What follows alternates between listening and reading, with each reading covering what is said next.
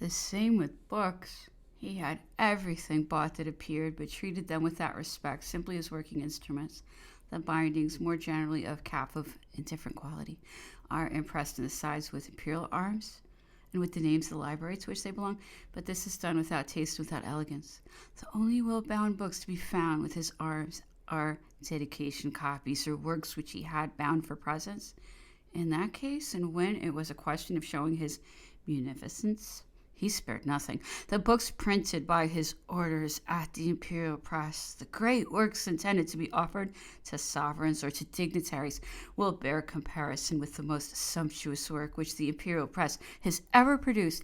Nothing equals the iconography grecque or Roman, the description de l'Egypte or Paris of Baltar, the Fêtes du Sacre and du Mariage of Prussier and Fontaine, especially the Grand Book of the Sacre by Isabelle.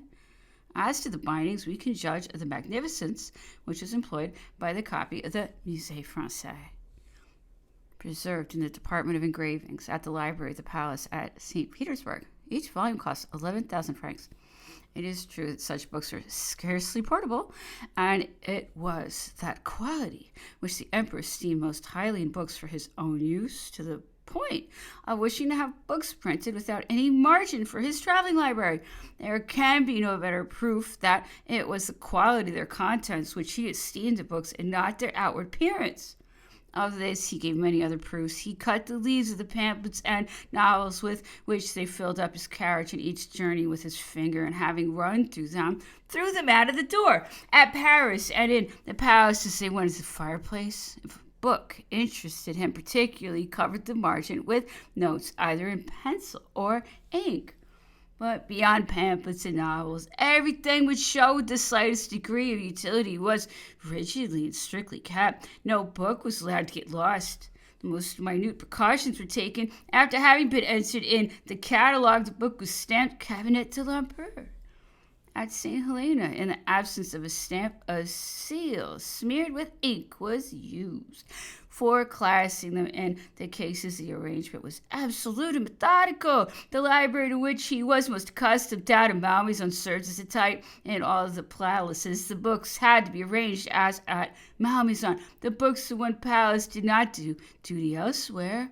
If he carried any of them away in campaign, he was careful to return them. The books which he carried off from Fontainebleau to the Isle of Elba, he restored on his return. A volume of the Histoire de France, a volume worth 15 sous, which he borrowed from the Library of Vienna in 1809, and which could not be found, tormented him for several days, and he had the entire work brought to replace the missing volume. Any book which he had seen and read never went out of his memory. If the librarian could not find it at once, Napoleon described the binding minutely, mentioned the color of the sides and back, pointed out the place where the volume might have been placed and in which bookcase it ought to be found. With papers, it's just the same, no luxury. Since his accession, he had renounced those admirable headpieces which Roger had engraved for the consular letters and decisions, those vignettes which show so delightful a feeling for art in the midst of the most serious matters.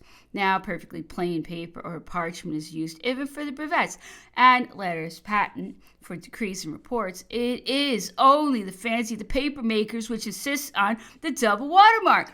On one side, the head of the emperor crowned with laurels, on the other, the imperial eagle. His letter paper is gilt at the edges because that is etiquette. It is thick and strong, but papers with fancy edges, which at that time formed one of the feminine elegancies, were not to be found in his possession. On the other hand, no one knew so well as he how to sort papers, documents, and statements.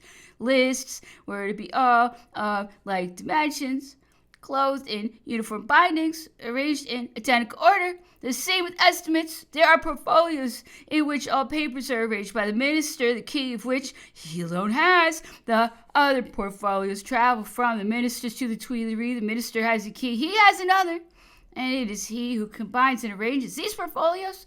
For foreign armies and fleets, he has boxes with compartments in which slide cards inscribed with the regiments and vessels. He himself ordered Berthier to get these boxes, perhaps from details furnished by Madame Campan, whose father, Monsieur Genet, introduced the system to the Department of Foreign Affairs under Louis XVI, and he paid Binet the sum of 2,000 francs for these boxes out of the petty cash.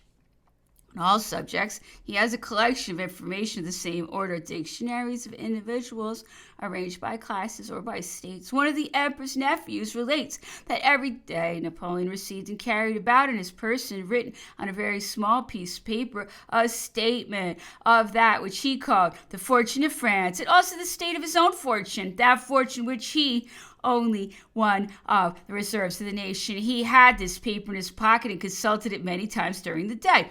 It is this machinery, this spirit of order and method which he brings to bear on everything. That choice of those around him, which alone are capable not of explaining, but of rendering credible the amount of work which Napoleon got through, and which is actually 10 times more important than one imagines, for he was not content to grasp the whole. He entered into the smallest detail, and for 14 years it was he who thought for 80 millions of men.